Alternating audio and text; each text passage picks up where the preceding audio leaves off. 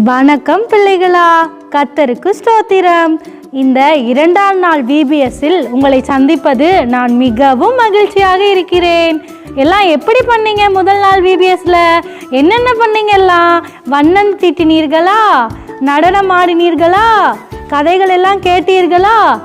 கிராஃப்ட்டுக்கு தமிழில் என்ன சரி, கிராஃப்ட் பண்ணீங்களா எல்லாரும்? சூப்பர். ஓகே, நம்ம இன்றைக்கும் நம்ம ஒரு தலைப்பில் பார்க்க போகிறோம். நேற்று என்ன தலைப்பில் பார்த்தோன்னு உங்களுக்கு தெரியுமா? நேற்று என்ன தலைப்பில் பார்த்தோம்? எதில் பார்த்தோம்? வார்த்தையில் பரிசுத்தம். எதில்? வாக்கில் பரிசுத்தம்னு பார்த்தோமா? இன்றைக்கி என்ன பார்க்க போகிறோன்னா கண்களில் பரிசுத்தம். என்ன பார்க்க போகிறோம்? கண்களில் பரிசுத்தம். இன்னைக்கு கண்களின் பரிசுத்தத்தை பற்றி நம்மளுக்கு அக்காமாருங்க டான்ஸ் மூலியமாகவும், அண்ணாலாம் செய்தி மூலியமாகவும், மிஷினரி அங்கிள் எல்லாம் மிஷினரி மூலியமாகவும், கிராஃப்ட் மூலியமா, ஸ்கிரிப்ட் மூலியமா, எல்லாத்து மூலியமாகவும் கண்களில் பரிசுத்தத்தை பற்றி நம்ம பார்க்க போகலாமா? முதல்ல நம்மளோட அக்காமாருங்க நடனத்து மூலியமா நம்மளுக்கு சொல்லித்தர போகிறாங்க. வாங்க போய் பார்க்கலாம்.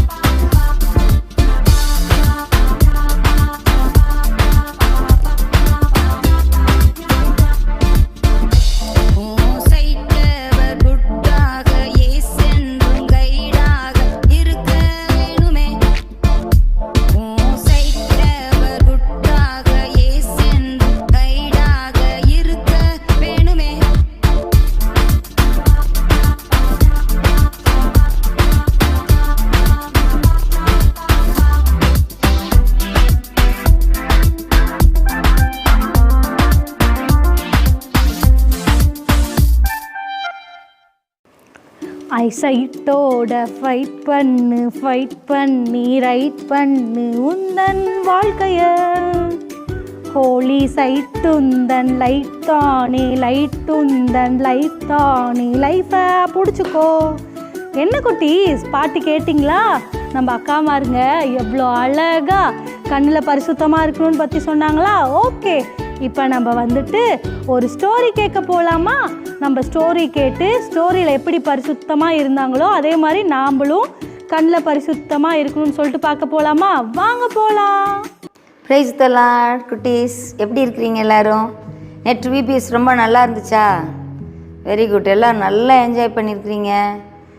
நம்ம எப்படி நம்ம வாழ்க்கையில் ஒவ்வொரு நாளும் நம்மளுடைய ஒவ்வொரு காரியத்திலையும் நம்ம எப்படி நம்ம கடவுளுக்கு பிரியமாக கர்த்தர் நம்ம பார்க்கும்போது, ஏசப்பா நம்ம பார்க்கும்போது அவர் வெரி குட் அப்படின்னு சொல்கிற விதமாக நம்மளுடைய பேச்சுகள், நம்மளுடைய எல்லா காரியங்களும் இருக்கணும் அப்படிங்கிறது தான் இன்றைக்கி நம்ம பார்க்குறோம். புரியுதுங்களா?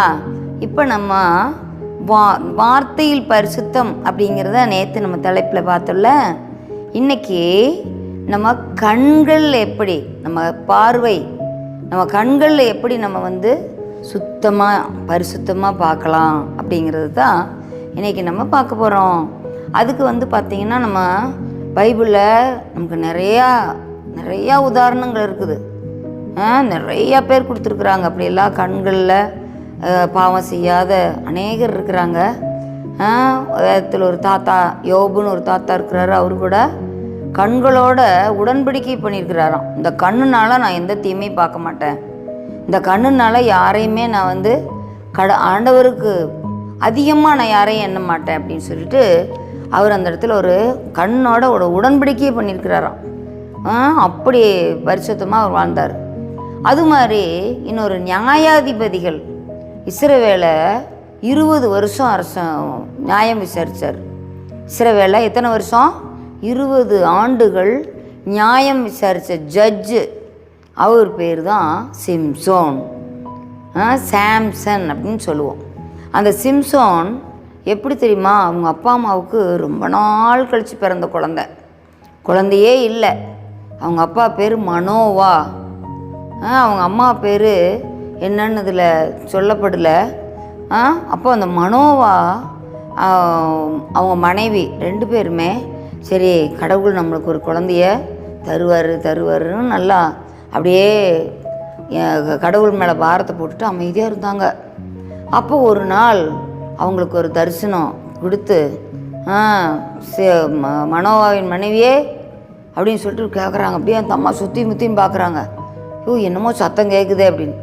அப்புறம் பார்த்தா அந்த இடத்துல அப்படியே அழகாக ஒரு தேவதூதன் அப்படின்னு நிற்கிறார், கர்த்தருடைய தூதன்.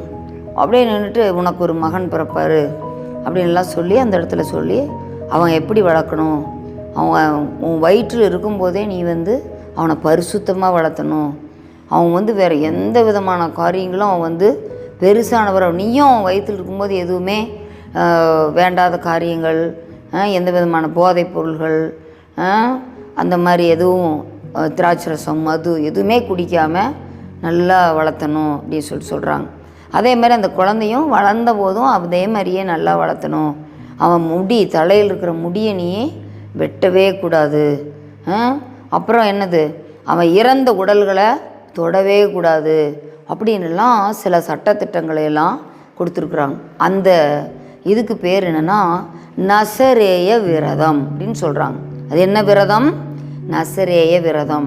நம்ம நிறைய விரதம் இருக்கிறோம்ல, ஒரு நேரம் சாப்பிடாம அது மாதிரிலாம் விரதம் இருக்கிறாங்கல்ல, அது மாதிரி ஒரு சந்தி விரதம், 3 சந்தி விரதம் அப்படின்லாம் சொல்லியிருப்பாங்க. அதை உபவாசம் அப்படின்னு சொல்லுவோம் இன்னொரு பேரில். அது மாதிரி தங்கள் வாழ்க்கையவே விரதமாக ஒப்பு கொடுத்து பரிசுத்தமாக வாழ்கிற ஒரு ஒப்பு கொடுத்த வாழ்க்கைக்கு தான் பேர் நசரேய விரதம். அப்படி இருக்கும்போது சிம்சோன் என்ன செஞ்சார், நல்லா சின்ன குழந்தையிலிருந்து அழகாக வளர்த்திட்டாங்க. வாலிப வயது வந்துருச்சு, அப்படியே கட்டிலங்கால யூத் ஸ்டேஜ் டீனேஜ் வந்தாலே அப்படி தானே எல்லோரும் அப்படியே நல்லா டிப்டாப்பாக ட்ரெஸ் பண்ணுறது என்ன, மேக்கப் பண்ணுறது என்ன, அப்படியே இருப்பாங்கல்ல தம்பி தங்கச்சி, பார்த்துருக்கீங்கள? அவங்க ஹேர் ஸ்டைலு எல்லாமே மாறிடும். அதே போல் எப்போவுமே ஃப்ரெண்ட்ஸோடு தான் டைம் ஸ்பெண்ட் பண்ணுவாங்க. அந்த மாதிரி ஒரு வாலிப வயதை சிம்சோன்னு அடிச்சிட்டாங்க.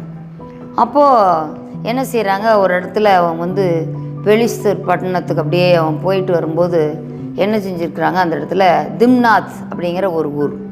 என்ன ஊர்? திம்னாத். அந்த திம்னாத்துக்கு அவங்க வரும்போது அங்கே ஒரு பொண்ணு அழகாக இருக்குது. பார்த்ததுன்னு என்ன ஆயிடுச்சு, இந்த பாரு இந்த பொண்ணு எவ்வளோ அழகாக இருக்குது, இது மாதிரி ஒரு பொண்ணை நம்ம திருமணம் செய்தால் நல்லாயிருக்கும் அப்படின்னு சொல்லிட்டு மனசில் நினைக்கிறான். உடனே அதே மாதிரியே அவங்க அம்மா அப்பாக்கிட்டையும் அம்மா இந்த மாதிரி திம்னாத்தில் ஒரு பொண்ணு பெலிஸ்தர்களுடைய அந்த ஜனங்க நடுவில் பார்த்தேன். அந்த பொண்ணு எனக்கு ரொம்ப பிடிச்சிது. அந்த பொண்ணை எப்படியாவது நீங்கள் கேட்டு நம்ம என்ன செஞ்சலாம், பொண்ணு பார்க்க போய் அவங்க வீட்டில் போய் நம்ம கேட்டு மனம் முடித்து கொள்ளலாம் அப்படின்னு சொல்கிறான். ஆனால் அவங்க அம்மா என்ன சொல்கிறாங்க, பெலிஸ்தர்களே, இஸ்ரவேலருக்கும் பெலிஸ்தர்களுக்கும் சண்டை நடந்துட்டு இருக்குது. இந்த சமயத்தில் நீ போய் பெலிஸ்தர்களுடைய பெண்ணையே நீ கல்யாணம் பண்ணணும்னு நினைக்கிறியே, இது தப்பு அப்படின்னு சொல்லிட்டு அவங்க அம்மா என்ன சொல்கிறாங்க, அறிவுரை சொல்கிறாங்க. இருந்தாலும் அவன் அட்டம் பண்ணுறான். நீங்கள் கூட குட்டி தம்பி தங்கச்சி ஏதாவது ஒரு பொருள் பார்த்துட்டு வந்துட்டிங்கன்னா, உங்கள் ஸ்கூலில் பிள்ளைக்கு ஏதாவது ஒரு அழகாக பொம்மை எரேசர் வச்சுருக்குறா, இந்த பாக்ஸ் பாரு நல்லா பஸ்ஸு மாதிரி போகிற பாக்ஸ் வச்சுருக்குறா, வாட்டர் கேன் பாரு எவ்வளோ அழகாக இருக்குது இந்த வாட்டர் கேனு, அவள் போட்டிருக்கிற செப்பல் எப்படி இருக்குது, பாரு குட்டி வாட்ச் வாங்கி வச்சுருக்குறா, இந்த மாதிரி டிஜிட்டல் வாட்ச் வச்சுருக்குறாங்க, இந்த மாதிரி நிறைய உங்களுக்கும் ஆசை வருமில்ல. அதை பார்க்கும்போது அது எனக்கு ரொம்ப பிடிச்சிது, அந்த கலர் எனக்கு ரொம்ப பிடிச்சிது, இதே சேம் கலர் தான் வேணும். அந்த கடையில் போனால் வேறு கலர் எடுத்து காமிச்சா கூட இல்லை எனக்கு அந்த பிங்க் கலர் தான் வேணும், எனக்கு ப்ளூ கலர் தான் வேணும்னு அப்படியே அட்டம் பண்ணுவீங்க, ஒத்த காலில் நிற்பீங்க. அந்த மாதிரி தான் இந்த அண்ணனும் இந்த பொண்ணே தான் வேணும் அப்படின்னு சொல்லிட்டு ஒத்த காலில் நிற்கிறான். ஏன்னா அந்த காலத்தில் பார்த்திங்கன்னா பொண்ணு பார்க்க போனாங்கன்னா என்ன சொல்கிறாங்க, எப்படி பார்க்கணும் அப்படின்னா பொண்ணு நல்லா செவன்னு இருக்கணும் அப்படிங்கிறாங்கல்ல. அதே மாதிரி நீங்கள் எப்படி சின்ன சின்ன பொருள்களில் கலர் பார்க்குறீங்களோ அதே மாதிரி இந்த அண்ணன் என்ன செஞ்சுட்டாங்க, கலர் அப்படி இருக்கணும் அப்படி இருக்கணுன்ட்டு.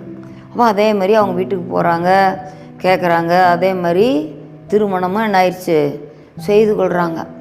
அப்போது அந்த போகிற தடத்தில் தான் ஒரு ட்விஸ்ட் இருக்குது.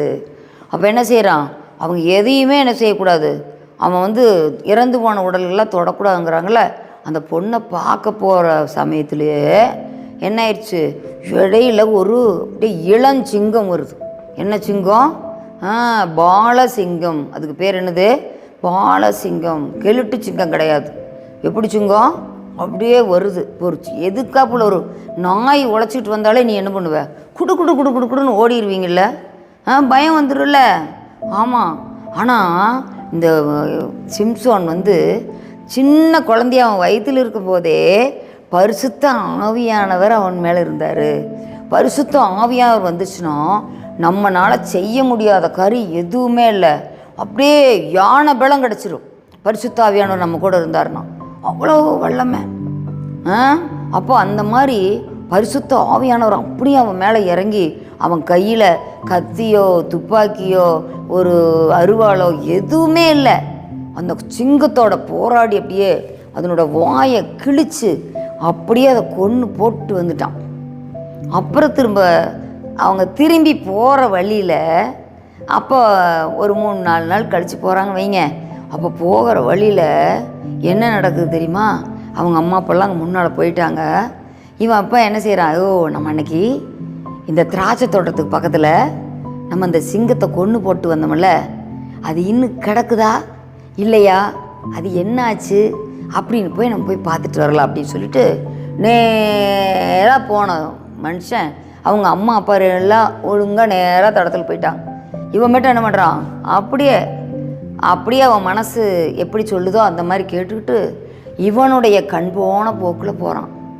அப்போ அந்த இடத்துல போய் அந்த சிங்கத்தை பார்த்தா சிங்கத்தோட அந்த செத்து போன உடலுக்குள்ளே தேன் கூடு இருக்குது. அதை பார்த்தோன்னே என்ன, இவன் செத்ததையே தொடக்கூடாது. ஆனால் அந்த செத்து போன சிங்கத்தோட உடலுக்குள்ளே தேன் பாருங்க, தேன் பூச்சி எங்கே போய் கட்டி வச்சிருக்குது. இவனுக்கே சோதனையா. உடனே என்ன செய்கிறான் இவன், அதுக்குள்ளிருந்து ஒரு தேன் அடையை கொஞ்சம் எடுத்து லேசாக ஒரு சொட்டு நாக்கில் வச்சு பார்க்குறான். செம்ம டேஸ்ட்டு. இன்றைக்கி பார்த்தீங்கன்னா கொம்பு தேன், வேப்பம்பூ தேன், துளசி தேன், இந்த மாதிரிலாம் நிறையா அது எந்த இடத்துல இருக்குதோ அந்த பூவில் தான் அது கட்டும். அது மாதிரி நிறையா நம்ம கேள்விப்பட்டிருக்கிறோம். இது பாருங்க செத்து போன சிங்கத்தேன். இதை போய் என்ன செய்கிறான், அதை போய் எடுத்து அப்படியே சாப்பிட்டுக்கிட்டே போகிறான். அப்போ இது ரொம்ப தப்பு இல்லை. அப்போது கடவுள் அவனுக்கு என்னென்னலாம் சட்டத்திட்டு கொடுத்தாங்களோ, எதை பார்க்கக்கூடாதுனானோ அதை பார்த்தான், எதை செய்யக்கூடாதுனானோ அதை செஞ்சான். இது மாதிரி எல்லாத்தையுமே தலைகீழாக சிம்சோன் பண்ணிக்கிட்டே வர்றான். எல்லாத்துக்கும் காரணம் அந்த கண்ணு தான். அந்த கண்ணுனாலேயே எல்லா பாவங்களையும் செய்கிறான். அப்போது அவங்க வந்துகிட்டே இருக்கிற போது ஒரு நாள் என்ன ஆயிடுச்சு, அந்த அம்மா பேர் அந்த அக்கா பேர் இன்னும் நான் சொல்லல, உன் மனசில் இருந்திருக்கும், ஐயோ இது என்னது அக்கா அந்த பொண்ணுன்னு தான் சொல்கிறாங்க இல்லையா, அவங்க பேர் சொல்லலையே அப்படின்னு. தெலிலால், அவங்க பேர் என்னது, தெலிலா. அந்த அக்கா அந்த பெலிஸ்தர்கள் அதிபதிகள், பெலிஸ்தருடைய அதிபதிகள்லாம் வந்து, ஏன்னா பெலிஸ்தர்களை எதிர்த்து இஸ்ரேல் தேசத்து மக்களுக்காக வேண்டி இவன் தான் போராடுனான், இவன் தான் அந்த பெலிஸ்தர்களுக்கே ஒரு சவாலாக இருந்தான். ஐயோ இந்த பையன் என்னடாது அப்படின்னு. ஏன்னு கேட்டால் ஒரு நாள் அவன் பெலிஸ்தர்களோட சண்டை கட்டும் போது ஒன்றுமே இல்லை, சுற்றி முற்றியும் பார்க்குறான், பெலிஸ்தர்கள் வந்துட்டாங்க.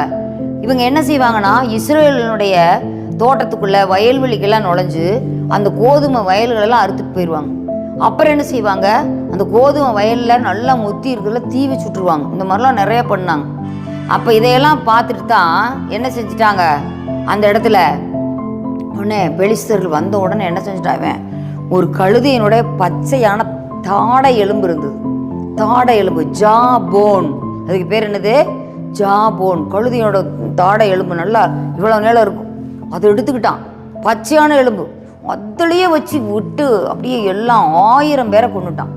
கழுதையின் தாடை எலும்பு எத்தனை பேரை கொண்டா, 1000 பேரை கொண்டுட்டான், பச்சையான எலும்பு.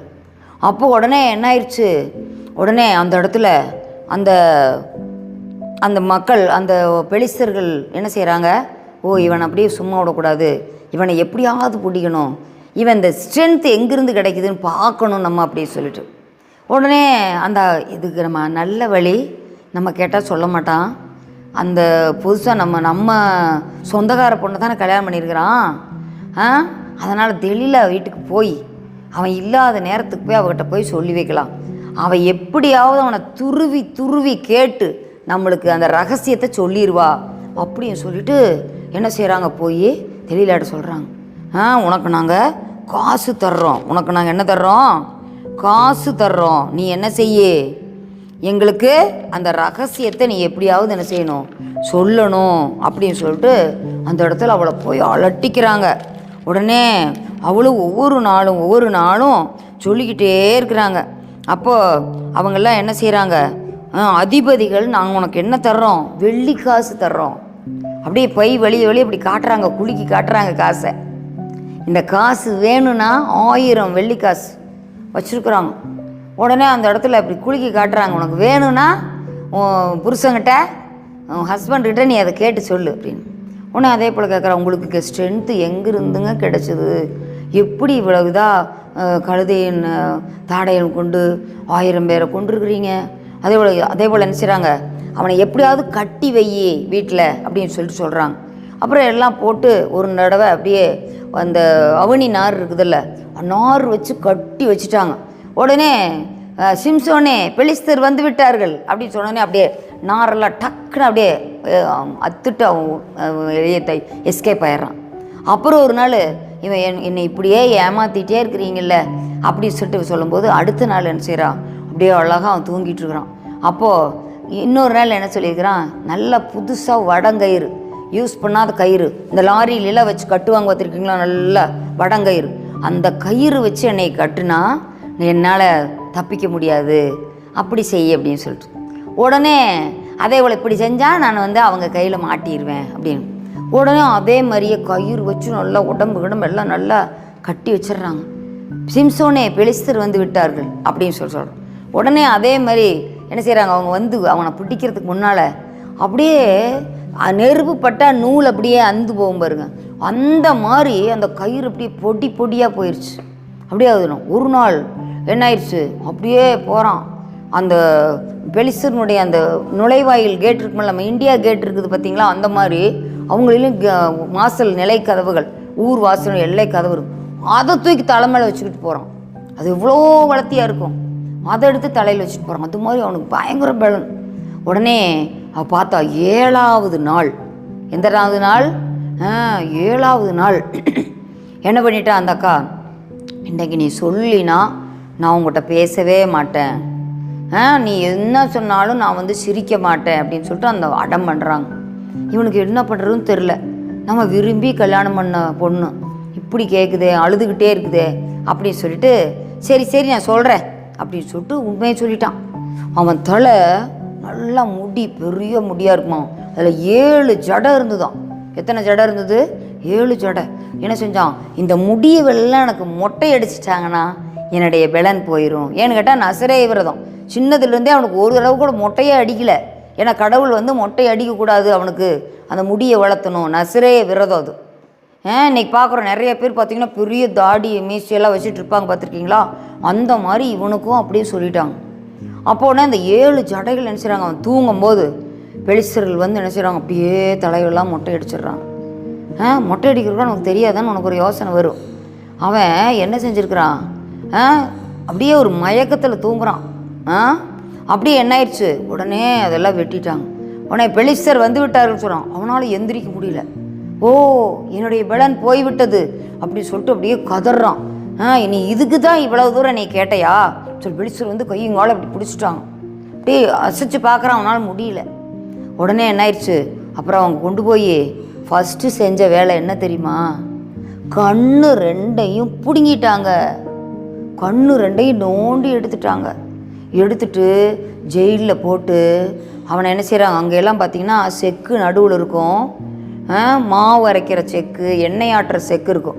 நீங்கள் பாடத்தில் படிச்சிருக்கிறீங்களே, கப்பலோட்டிய தமிழன் வாவு சிதம்பரனார் என்ன செஞ்சார், செக்கிழுத்த செம்மல்னு சொல்கிறல்ல அவருக்கு அந்த தண்டனை தான் கொடுத்தாங்க. அவர் ஆங்கிலேயர் ஆட்சியில் அவருக்கு அந்த தண்டனை தான் கொடுத்தாங்க. அது மாதிரி சிம்சோனுக்கு என்ன செஞ்சாங்க, மாவு அரைக்க போட்டாங்க. அப்படியே சுற்றி சுற்றி சுற்றி சுற்றி செக்கு மாடு மாதிரி என்ன செய்கிறான், அப்படியே மாவு அரைச்சிட்ருக்குறான் ஜெயிலில். நினச்சி பாருங்கள், எப்படி இருந்த மனுஷன், எப்படி இருந்த அண்ணன், சிம்சோன் அண்ணன் எவ்வளோ பரிசுத்தாவியில் நிறைஞ்சு வல்லமையாக இருந்த மைட்டி மேன், இப்போ பாரு எப்படி இருக்கிறாரு. மைட்டி மேன் நாட்டி மேன் ஆனதுனால எல்லாம் போயிடுச்சு அவருக்கு. அப்போ நீங்கள் கூட அருமையான குட்டி தம்பி தங்கச்சி, நம்ம வாழ்க்கையில் கடவுள் நம்மளுக்கு ஒரு வரத்தை கொடுத்துருக்குறாரு, கடவுள் நம்மளுக்கு ஒரு பலனை கொடுத்துருக்குறாரு. அப்படின்னா நம்ம அதையே தக்க வச்சுக்கணும். கடவுளுக்கு பிரியமாகவே நம்ம வாழும்போது நம்ம கண்கள் நல்லதை தான் பார்க்கணும். வேத வசனத்தை கண்கள் பார்க்கணும்னு சொல்கிறாரு. அதே போல் என்னது, அதன் வழியில் நடக்கணும்னு சொல்கிறார். இதுவே வழி, இதிலே நடன்னு சொல்லிட்டு ஆண்டவர் சொல்கிறார். நானே வழியும் சத்தியம் ஜீவனமாக இருக்கேன்னு ஆண்டவர் சொல்கிறார். இந்த வசனத்துக்கு வழி விலகி வலதுபுறம் இடதுபுறம் நம்ம சாயாமல், படிச்சிருக்கிறீங்களே இன்றைக்கி பாட்டு கேட்டீங்களே, சைட்டு ஸ்ட்ரைட்டாக இருக்கணும், ஸ்லைட்டாக இங்கேயும் அங்கேயும் என்ன செஞ்சிடக்கூடாது, சாயாமல் பார்த்துக்கோன்னு படித்தோம்ல.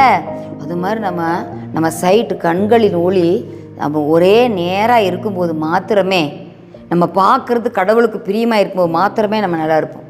புரியுதுங்களா? இன்றைக்கி எல்லாம் பெரியவங்களும் கூட அப்படித்தான், பார்க்கக்கூடாதெல்லாம் பார்க்குறாங்க டிவியில் அதுல எல்லாம். அதே போல் சின்ன பசங்களும் அப்படித்தான், எல்லாம் ஃப்ரீ ஃபயர்னு பப்ஜின்னு அதுன்னு இதுன்னு வீடியோ கேமை பார்த்து கண்ணெல்லாம் அவங்களுக்கு குருடாவே போகுது. இன்றைக்கி அநேக குழந்தைகளுக்கு இந்த பிரச்சனை, சின்ன வயசுலேயே கண்ணாடி போட வேண்டிய நிலைமை வந்துடுது, கண்ணே பார்வையே போயிடுது. அப்போ கண்ணு நீ எப்படி பார்க்குற? பழைய முதல்ல ஒரு பாட்டு போடுவாங்க, உன் கண்ணே நீ காண்பது என்ன என்ன, உன் கண்ணே நீ காண்பது என்ன என்ன, ஏசப்பா மேலிருந்து தாழ உன்னை பார்க்கிறார், உன் கண்ணே நீ காண்பது என்ன என்ன. பார்த்தீங்களா? இப்போ நீங்கள் கேர்ஃபுல்லாக இருப்பீங்களா? கண்ணு நான் ரொம்ப கவனம். கண்ணில் பார்க்கறது தான் நம்ம இதயத்தில் பதியும், இதயத்தில் பதிஞ்சதை தான் நம்ம செய்கையில் செய்வோம். அவ்வளோதான், வாழ்க்கை முடிஞ்சுது.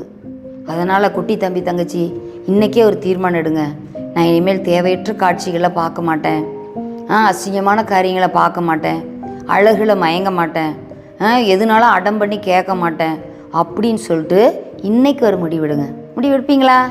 வெரி குட், எல்லோரும் கை தூக்குறீங்க, ரொம்ப சந்தோஷம். உங்களுக்கு என் வாழ்த்துக்கள். ஜெபிப்போம். எங்களை மிகவும் நேசி நடத்துகிற எங்கள் அன்பின் பரலோக பிதாவே, இந்த நல்ல வேலையை கட்டளையிட்டதற்கு அவங்களுக்கு ஸ்தோத்திரம். போதும் ஆண்டவரே, அருமையான குட்டி பிள்ளைகள் ஆண்டவரே, கண்ணில் எப்படி பரிசுத்தமாக இருக்கணும் அப்படிங்கிறத நீ கற்றுக்கொண்டாங்க ஆண்டவரே. எல்லாரையும் ஆசீர்வதிங்க ஆண்டவரே. குட்டி கண்ணு, அந்த சின்ன கண்களை நீர் பாதுகாத்து நடத்துங்கப்பா ஆண்டவர். இது வரைக்கும் அவங்க எதோ பார்த்துருந்தாலும் கூட இனிமேல் அவங்க கவனமாக அந்த கண் பார்வையை காத்துக்கொள்ள நீர் உதவி செய்யுங்க ஆண்டவரே. சிம்சோனை போல அவங்க ஆண்டவரே வழி விலகி போயிடக்கூடாது ஆண்டவரே. அவ்வாறு நீர் அவர்களை காத்துக்கொள்கிறதுக்காக நன்றி. இயேசு கிறிஸ்துவின் மூலம் ஜெபங்களும் ஜீவன நல்ல பிதாவே, ஆமேன். எல்லாரும் ஆமேன் சொல்லுங்கள். ஆமேன். பாய். என்ன குட்டீஸ், பார்த்தீங்களா ஆண்டி எவ்வளோ அழகாக ஸ்டோரி சொன்னாங்கன்னு பார்த்தீங்களா? அதில் யாரை பற்றி பார்த்தீங்க? சிம்சோன் அண்ணனை பற்றி பார்த்தீங்களா? அண்ணா பாருங்கள் எப்படி வந்துட்டு கண்ணுனால் வந்துட்டு பாவம் செஞ்சு அவங்களோட எல்லா ஸ்ட்ரென்த்தையும் இழந்து போயிட்டாங்களா? இழந்து போயிட்டு திருப்பி அவங்க மனம் திரும்பி வந்தனால காட் அவங்களுக்கு திருப்பி எல்லா ஸ்ட்ரென்த்தையும் கொடுத்தாங்கல்ல. அதே மாதிரி நம்ம வந்துட்டு கண்களின் இச்சையில் விழுகாமல் நம்மளோட எல்லா ஸ்ட்ரென்த்தையும் காட் கிட்டேருந்து வாங்கிக்கணும். ஓகேவா? ஓகே குட்டீஸ், அடுத்து நம்ம அக்காங்கெல்லாம் வந்துட்டு நம்மளுக்கு வசனம் சொல்லித்தர போகிறாங்க. போய் பார்ப்போமா? மெமரி வேர்ட்ஸ் இங்கிலீஷ்லையும் தமிழ்லையும் ரெண்டுலையும் கற்றுக்கலாம். ஹாய் ஃப்ரெண்ட்ஸ், இப்போ ஒரு வசனம் கற்றுக்கலாமா? விவிஎஸ் 2ஆம் நாள். கர்த்தருடைய கற்பனை தூய்மையும் கண்களை தெளிவிக்கிறமாய் இருக்கிறது. இன்னொரு தாட்டி சொல்லலாமா? ஓகேண்ணா. கர்த்தருடைய கற்பனை தூய்மையும் கண்களை தெளிவிக்கிறதுமாய் இருக்கிறது. சங்கீதம் 19:8.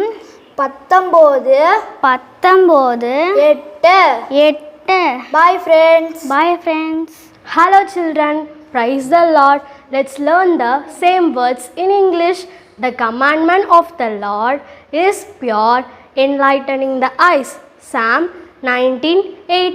Now let's do it in an action. The commandment of the Lord is pure, enlightening the eyes. Psalm 19:8. Okay kutis, bye bye. என்ன குட்டீஸ், நீங்கள் வந்துட்டு மெமரி வேர்ட்ஸ் இங்கிலீஷில் தமிழ்லையும் கற்றுக்கிட்டிங்களா? ஓகே குட்டீஸ், இப்போ வந்துட்டு மிஷினரியை பற்றி நம்ம பார்க்க போகிறோம். மிஷினரி ஸ்டோரி கேட்க போகிறோம். நேற்று ஒரு அண்ணாவை பற்றி பார்த்தீங்களா? இன்னைக்கு ஒரு அக்காவை பற்றி பார்க்கலாம். அந்த அக்கா பேர் மேரியில் தான் ஸ்டார்ட் ஆகும். மேரி ஸ்லைசர். அவங்கள பற்றி நம்ம பார்க்கலாமா? வாங்க பார்க்க போகலாம். ஹாய் குட்டீஸ், ப்ரைஸ் தி லார்ட். எல்லோரும் எப்படி இருக்கீங்க? இப்போ உங்களை மிஷினரி ஸ்டோரி டைமில் சந்திக்கிறதுல ரொம்ப சந்தோஷமாக இருக்குது. இன்றைக்கி நம்ம ஒரு மிஷினரியை பற்றி பார்க்க போகிறோம். யாருன்னு தெரியுமா? அவங்க பேர் தான் மேரி ஸ்லைசர். அந்த அக்காவை பற்றி, அவங்களோட வாழ்க்கை வரலாறை பற்றி தான் இன்றைக்கி நாம் பார்க்க போகிறோம். மேரி ஸ்லைசர் அக்கா 1848ஆம் ஆண்டு டிசம்பர் 2ஆம் நாள் வந்து ஸ்காட்லாந்து தேசத்தில் பிறந்தாங்க. அவங்களோட அம்மா அப்பா அவங்களுக்கு 2 சகோதரர்கள் இருந்தாங்க. அவங்க அப்பா ஒரு செருப்பு தூக்குற தொழிலாளி. ஒரு ஏழ்மையான குடும்பத்தை சேர்ந்தவங்க தான் அவங்க 11 வயசுலேயே என்ன பண்ணாங்க, தன்னுடைய குடும்பத்தோட ஏழ்மை காரணமாக பக்கத்தில் இருக்கிற தொழிற்சாலையில் வேலை செஞ்சாங்க. எப்படி தெரியுமா? காலையில் 6 மணிலேருந்து சாயந்தரம் 6 மணி வரைக்கும் 12 மணி நேரம் வேலை செஞ்சாங்க. அதுக்கப்புறமேட்டு 6 மணிக்கு மேலே அவங்க பாடசாலைக்கு சென்று கல்வி கற்றுக்கிட்டாங்க. அதுக்கப்புறமேட்டு வேதாகமத்தையும் படித்தாங்க. அவங்களோட வாழ்க்கையை இப்படி தான் போயிட்டு இருந்தது. அப்போ ஒரு நாள் ஏசப்பா பற்றி அவங்க ஒரு வயசான பாட்டி வந்து அவங்களோட செய்தி மூலமாக, அவங்க சாட்சி சொன்ன மூலமாக அவங்க என்ன பண்ணாங்க, அவங்க ஏசப்பாவை ஏற்றுக்கிட்டாங்க. அப்போ தான் வந்து ஆண்டவரை முழுமையாக அவங்க இயேசுவை பிடிச்சிக்கிட்டாங்க. அவங்க டீனேஜ் பருவத்தில் தான் ஏசப்பா அவங்கள தொட்டாங்க. அப்போ அந்த அக்கா என்ன தெரியுமா பண்ணாங்க, ஏசப்பாவை அதிகமாக நேசித்தாங்க. யோவான் சுவிசேஷ புத்தகம் அவங்களுக்கு ரொம்ப பிரியமான புத்தகம். டெய்லியும் படிப்பாங்களாம் அந்த புத்தகத்தை. அப்படி அவங்க அதிகமாக நேசித்தாங்க. அவங்க குடும்பத்தோட சுச்சுவேஷன் காரணமாக அவங்க அப்பா அவங்க குடும்பத்தில் ஒரு குடிகாரராக இருந்தாங்க. அவங்க அடிக்கடி என்ன பண்ணிட்டாங்க, தன்னோட தாயாரை குடிச்சிட்டு வந்து என்ன பண்ணுவாங்க, அவங்க அம்மாவை அடிப்பாங்க. அதை பார்த்த மேரி ஸ்லைசர் அந்த வீட்டை விட்டு என்ன பண்ணிட்டாங்க, வெளியே போய் கண்ணீரோடையும் துயரத்தோடையும் என்ன பண்ணாங்க, அலைஞ்சிட்டு இருந்தாங்க அவங்களோட வாழ்க்கையில். அப்போ தான் ஏசப்பாக்கிட்ட அவங்க அம்மா ஒரு கிறிஸ்துவ பெண்ணாக இருந்தாங்க. அவங்க பிள்ளைகளுக்கு ஏசப்பாவை பற்றி நல்லா சொல்லி கொடுத்தாங்க. ஏசப்பா கிட்ட எது கேட்டாலும் கிடைக்கும் அப்படின்னு சொல்லி கொடுத்தாங்க. ஏசப்பா எதுக்காக இந்த உலகத்துக்கு வந்தாருங்கிறதையும் சொல்லி கொடுத்தாங்க. ஆப்பிரிக்கா தேசத்தில் இருக்கிற பிள்ளைகளுக்கெல்லாம் சுவிசேஷத்தை சொல்லணும்னு அவங்க பிள்ளைங்கக்கிட்ட எப்போவுமே அவங்க அம்மா சொல்லிக்கிட்டே இருப்பாங்களாம் அம்மா. அதனால் அந்த பிள்ளைகளும் என்ன பண்ணாங்க, அப்படியே கிறிஸ்துவ வாழ்க்கையில் வளர்ந்து வந்தாங்க. அப்போ ஒரு நாள் அவங்க அம்மாவோட ஆசை எப்படி இருந்ததுன்னா, தன்னுடைய மூத்த மகன் ராபர்ட் என்கிற அந்த மகன் வந்து மிஷினரி ஊழியத்துக்காக நிச்சயமாக போவான் அப்படின்னு சொல்லி அவங்க ஆவலும் ஆசையும் இருந்துச்சு. ஆனால் என்ன நடந்தது தெரியுமா குட்டீஸ்? ஆனால் இந்த மேரி அக்கா தான் என்ன பண்ணாங்க, அவங்க அம்மா சொல்கிற இந்த கதைகள் எல்லாத்தையும் கேட்டு என்ன பண்ணாங்க, நான் தான் வந்து மிஷினரியாக போவேன் அப்படின்னு சொல்லி அவங்க அந்த ஆப்பிரிக்க பிள்ளைகளுக்கு எல்லாத்துக்கும் நான் தான் சுவிசேஷம் சொல்லுவேன்னு சொல்லி அவங்க ஆர்வமாக என்ன பண்ணாங்க, அவங்க அம்மா கிட்ட அடிக்கடி சொல்லிகிட்டே இருப்பாங்களாமாம்மா. இப்படி இருக்கிற சமயத்தில் மேரி ஸ்லேசர் தன்னோட 14வது வயதில் அவங்க குடும்பத்தில் ஒரு பெரிய சோகம் நடந்துச்சு. அவங்களோட அப்பாவும் 2 சகோதரர்களும் என்ன பண்ணிட்டாங்க, வியாதினால் இறந்து போயிட்டாங்க. இப்படி இறந்து போன சூழ்நிலையில் அவங்க மேரி ஸ்லேசர் தாய் வருத்தமாக இருந்தாங்க. நான் எப்படி இந்த ஜனங்களுக்கெல்லாம் நான் எப்படி சுவிசேஷம் சொல்லட்டும் அப்படின்னு சொல்லி வருத்தப்பட்டுட்டு இருந்தாங்க. அப்போ தான் என்ன பண்ணாங்க, மேரி ஸ்லேசர் அந்த வருத்தத்தை போக்குனாங்க. அம்மா நான் வந்து மிஷினரி ஊழியத்துக்கு போகிறேன் அப்படின்னு சொல்லி தன்னை ஒப்பு கொடுத்தாங்க. அங்கே ஆப்பிரிக்க தேசத்தில் அங்கே ஒரு மிஷினரி டேவிட் லிவிங்ஸ்டன் சொல்லிட்டு ஒரு மிஷினரி ஊழியம் செஞ்சுட்டு இருந்தாங்க. அவங்களோட சேர்ந்து என்ன பண்ணாங்க, ஊழியம் செஞ்சுட்டு இருந்தாங்க. அவங்க இறந்ததுக்கப்புறம் அந்த இடத்த நிரப்புறதுக்காக தான் மேரி ஸ்லேசர் அக்கா தன்னையே தன்னுடைய வாழ்க்கையவே ஆண்டவருக்காக ஒப்பு கொடுத்தாங்க. ஆப்பிரிக்கா தேசத்தில் கலபார் அப்படிங்கிற ஒரு இடத்துல 1876ஆம் ஆண்டு அவங்க கப்பல் பயணம் செய்து அந்த தேசத்துக்கு போனாங்க. அந்த தேசத்தில் அந்த கப்பல் பயணத்தில் அவங்க போகும்போது விஸ்கி, மதுபானம் அப்படிங்கிற நிறைய போதைப் பொருட்கள் என்ன பண்ணாங்க, அடிமையாக இருந்தாங்க. அந்த ஆப்பிரிக்காவில் தான் அவங்க பிரவேசித்து, ஏசப்பா இத்தனை மக்களோட ஜனங்களுக்கு நான் வந்து சுவிசேஷம் சொல்லும்போது என்னை ஒரே ஒரு ஆளை மட்டும் நான் போகிறேனே மிஷினரியா, நீங்கள் என்னை பயன்படுத்துங்க அப்படின்னு சொல்லி அவங்கள ஒப்பு கொடுத்து போனாங்க. பாரத்தோடு போனாங்க. ஆப்பிரிக்காவில் டூயூ டவுன் அப்படிங்கிற அந்த தேசத்தில் தான் அவங்க 4 ஆண்டு என்ன பண்ணாங்க, அந்த பணி செஞ்சாங்க. அதுவும் இல்லாமல் மொழியெல்லாம் கற்றுக்கிட்டாங்க. அந்த இருண்ட தேசம் அப்படின்னு சொல்லி தான் அந்த ஆப்பிரிக்க தேசத்தை சொல்லுவாங்க. அந்த ஆப்பிரிக்க தேசத்தில் எப்படியெல்லாம் மக்கள் இருந்தாங்க தெரியுமா? பாவம் செய்கிறவங்களா, கொடுமை செய்கிறவங்களா, அடிமை வியாபாரம் செய்கிறவங்களா, அசுத்தாவி பிடிச்சவங்களா, இன்னும் சண்டை கூத்தாட்டம் அப்படின்னு சொல்லி மாமிச பச்சினிகளை என்ன பண்ணாங்க அங்கே இருந்தாங்க. அது மட்டும் இல்லை, அந்த இடத்துல ஆப்பிரிக்காவோட ஒரு குடும்ப தலைவன் இறந்துட்டாங்கன்னா அவங்களோட சரீரத்தை வந்து அடக்கம் பண்ணும்போது அவங்களோட மனைவிகளையும் பிள்ளைகளையும் என்ன பண்ணுவாங்களாம், சேர்த்து வெட்டி அதோட புதைச்சிருவாங்களாமாம்மா. அப்படியெல்லாம் அந்த ஆப்பிரிக்க தேசத்தில் இருந்துச்சு. அது மட்டும் இல்லை, 2 பிள்ளைகள் பிறந்துச்சுன்னா அந்த தேசத்தில் இவங்க வந்து பேய்களோட பிள்ளைக அப்படின்னு சொல்லி என்ன பண்ணிடுவாங்களாம், அந்த குழந்தைகளையும் வெட்டி சிறுத்தைக்கும் புலிகளுக்கும் போட்டுருவாங்களாமாம்மா. அவங்களோட அந்த குழந்தையை பெற்ற தாயையும் அந்த காட்டுக்குள்ளே அலைஞ்சு திரிய விட்டுருவாங்களாம், குடும்பத்தோடு வாழ விட மாட்டாங்களாம். இப்படி என்ன பண்ணாங்க, அந்த ஆப்பிரிக்க மக்கள் வாழ்ந்துட்டு வந்திருந்தாங்க. அவங்க மத்தியில் போய் என்ன பண்ணாங்க, மேரி ஸ்லேசர் ஊழியம் செஞ்சாங்க. இந்த 2 குழந்தைகள் ஒரு நாள் அவங்க போகும்போது இந்த 2 குழந்தைகள் என்ன பண்ணாங்க, ஒரு பெண்ணுக்கு பிறக்கும் போது என்ன பண்ணிட்டாங்க, அவங்க அந்த குழந்தைய என்ன பண்ணிட்டாங்க, 2 குழந்தை பிறந்த குழந்தைய வாங்கி இவங்க வளர்த்தாங்க. மேரி ஸ்லேசர் அவங்களுக்கு நிறைய என்ன பண்ணிட்டாங்க, உடை தயாரிக்கிறது, எழுத படிக்க கற்றுக் கொடுக்கறது, நோய்களுக்கு நர்ஸாக இருந்து என்ன பண்ணது, மருந்து கொடுக்கறது, அந்த அவங்களுக்குள்ள ஒரு பிரச்சனை சமாதானம் இல்லைன்னு என்ன பண்ணுவாங்க, இவங்க தான் போய் தீர்த்து வைப்பாங்க. அப்படி மேரி ஸ்லேசர் என்ன பண்ணாங்க, அவங்களோட ஒட்டுமொத்தமாக அன்பாக பழகினாங்க. அப்படி அவங்க செஞ்சனால அங்கே இருக்கிற மக்கள் எல்லாம் என்ன பண்ணாங்க, அவங்கள மேரி ஸ்லேசர் என்று சொல்லாமல் அம்மா லேசர்னு என்று சொல்லி அவங்கள அழைச்சாங்க. அவங்களுக்கு ஒரு ஆசை இருந்துச்சு, என்ன தெரியுமா, அவங்க அந்த ஆப்பிரிக்கா தேசத்தில் அந்த அடர்த்தியான காட்டு பகுதியில் இருக்கிற மக்களுக்கு போய் சுவிசேஷம் சொல்லணும் அப்படின்னு சொல்லி. அங்கே இருக்கிற மக்கள்லாம் எப்படி தெரியுமா இருப்பாங்க, மற்ற மக்களை என்ன பண்ணுவாங்க, எதிரியாக கொடுமையாக அப்படி பார்ப்பாங்களாம். அது மட்டும் இல்லாமல் மற்ற மக்கள் மத்தியில் அவங்க நரமாமிச பச்சினியாக என்ன பண்ணுவாங்க, மனுஷங்களை அப்படி பார்ப்பாங்களாமாம்மா. அதனால் அவங்க அந்த தேசத்துக்கு போகக்கூடாதுன்னு சொல்லி அங்கே பணிபுரிஞ்ச அந்த ஸ்தாபனத்துலேயும் சரி, மற்ற அவங்க கூட இருந்த ஃப்ரெண்ட்ஸுகளும் சரி சொல்லியிருந்தாங்க. ஆனால் அந்த மேரேஜ் லேசரக்கா அதையெல்லாம் பொருட்படுத்தாமல் ஜெபத்தில் வச்சு என்ன பண்ணிட்டாங்க, தன்னோட மூணு ஆப்பிரிக்க ஆண் குழந்தைகளையும் ஒரு குழந்தைகளையும் கொட்டிக்கிட்டு அந்த அடர்த்தியான காட்டுப்பகுதிக்கு போனாங்க. போய் அங்கே சுவிசேஷத்தை சொன்னாங்க. அங்கே சொல்லி அநேக அடிமைத்தனத்தில் இருந்த பிள்ளைகள், அநேக இரட்டை குழந்தைகள், அநேக அநாத பிள்ளைகள் என்ன பண்ணாங்க, மீட்கப்பட்டு ஏசப்பாவோட சுவிசேஷத்தை கற்றுக்கிட்டாங்க. அங்கே அவங்களுக்கு என்ன பண்ணாங்கன்னா சபைகளை கற்றி கொடுத்தாங்க. அநேக பிள்ளைகளுக்கு சபைகளை என்ன பண்ணாங்க கட்டி அந்த இடத்துல அவங்களுக்கு ஆசீர்வாதமாக இருந்தாங்க.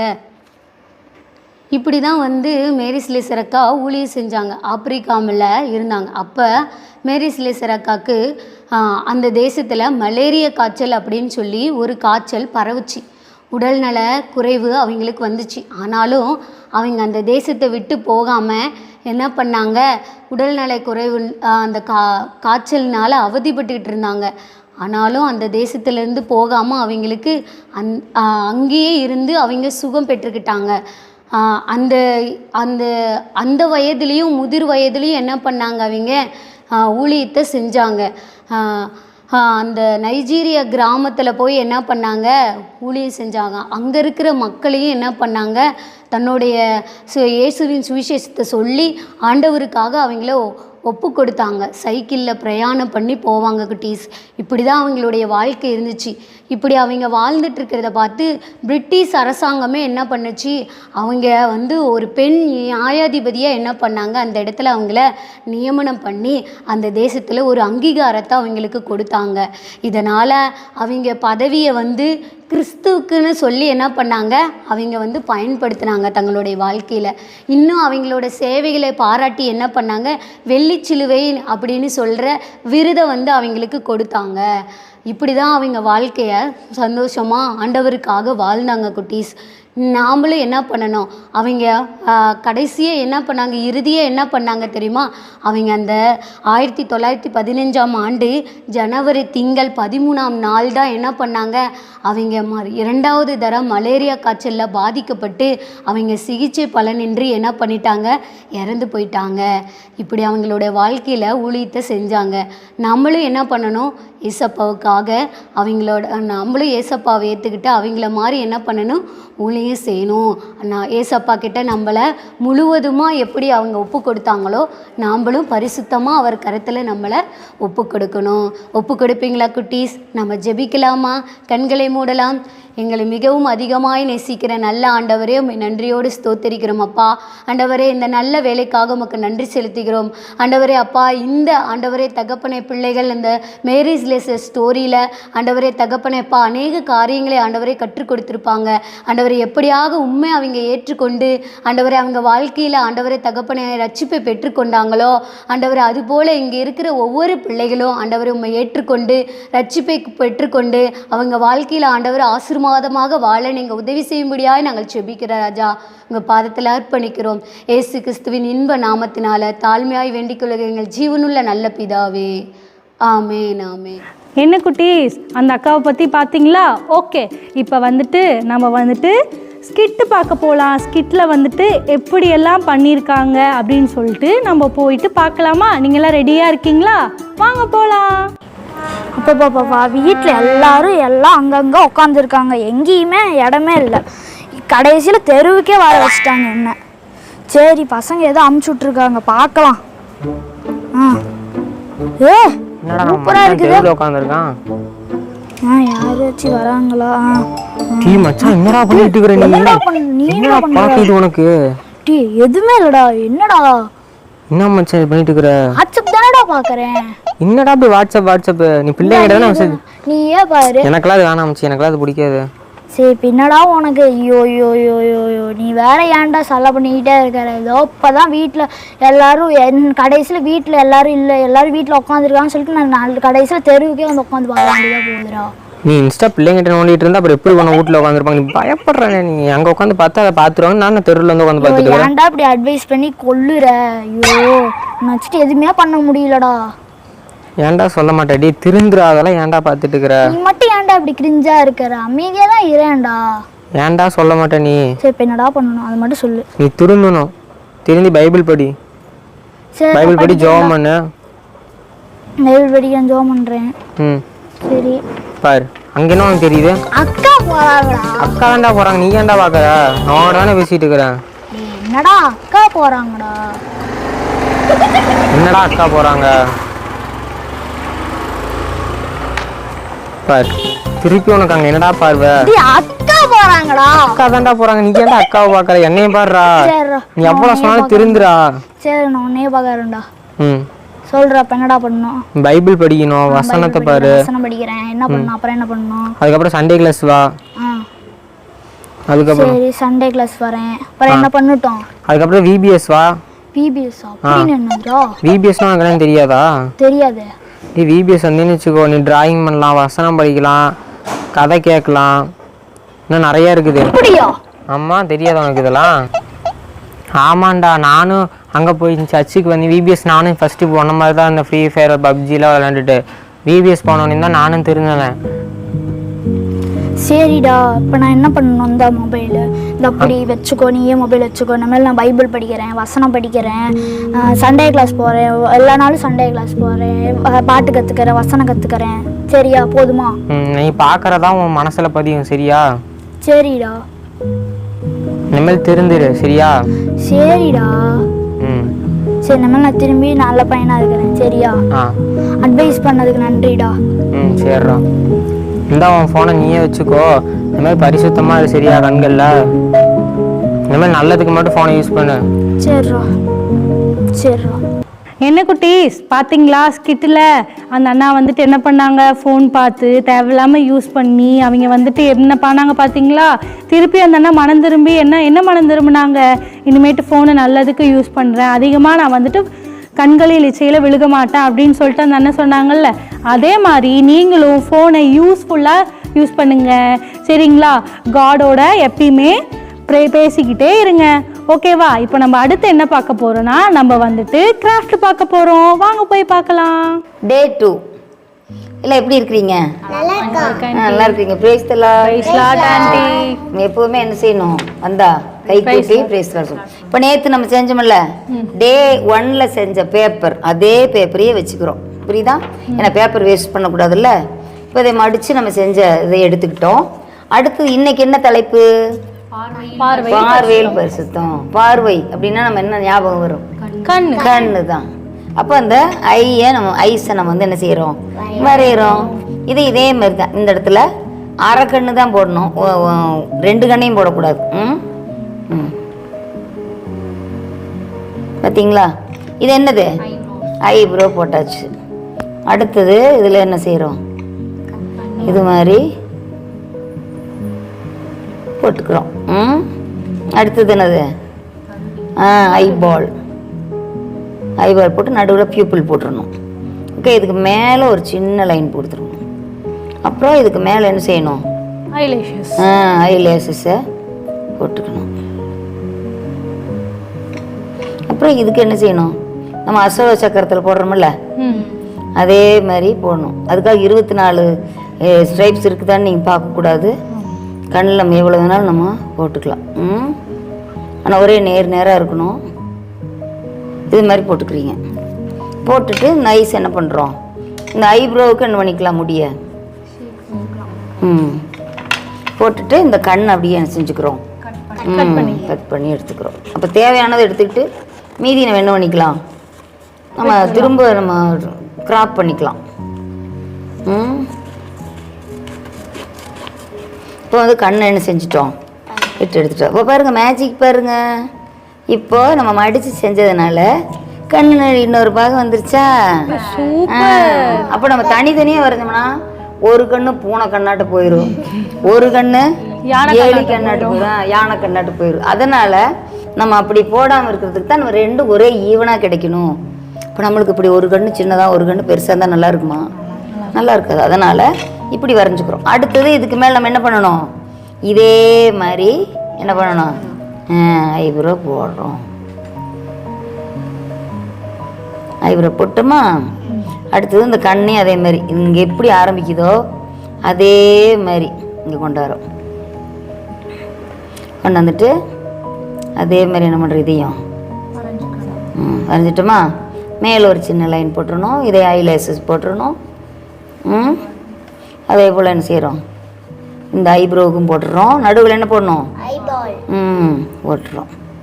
அதே போல் இதுக்கு நடுவில் பியூப்பிள் போட்டுறோம். அப்புறம் என்ன பண்ணுறோம், அசோக சக்கத்தில் வர மாதிரி கோடு போடுறோம். ஆரம், இந்த வட்டத்தினுடைய ஆரத்தை அப்படியே போட்டுறோம்ப்பா. 2 ஆரம் சேர்ந்தது என்ன, ஒரு விட்டம். ஒரு விட்டம். சரி, இப்போ இது வரைஞ்சிக்கிட்டோமா. அப்புறம் என்ன பண்ணலாம், 2 கண்ணும் கட் பண்ணிடலாம். அட்டே நீங்களே ஆப்ரேஷன் பண்ணுறீங்கடா. இப்போ என்ன பண்ணிக்கணும், இதை பண்ணிட்டு இந்த என்ன பண்ணிக்கணும், இந்த ஐப்ரோவை தனியாக வெட்டிக்கணும். புரியுதா, ஐப்ரோவை தனியாக வெட்டிக்கிறீங்க. ரெடி ஆயிடுச்சா ஒரு கண்ணு, ஐப்ரோ ரெடி ஆயிடுச்சா? பாருங்க, இது மேலே வச்சு பார்க்கலாம். அப்போ தான் உங்களுக்கு தெளிவாக தெரியும். ஒயிட் ஷீட்டில் வச்சு காட்டுறேன். ஒயிட் ஷீட்டில் வச்சுக்கலாம். இப்போ ஒரு கண்ணு ரெடி. அடுத்தது இன்னொன்று அதே மாதிரி வெட்டிக்கிறோம்.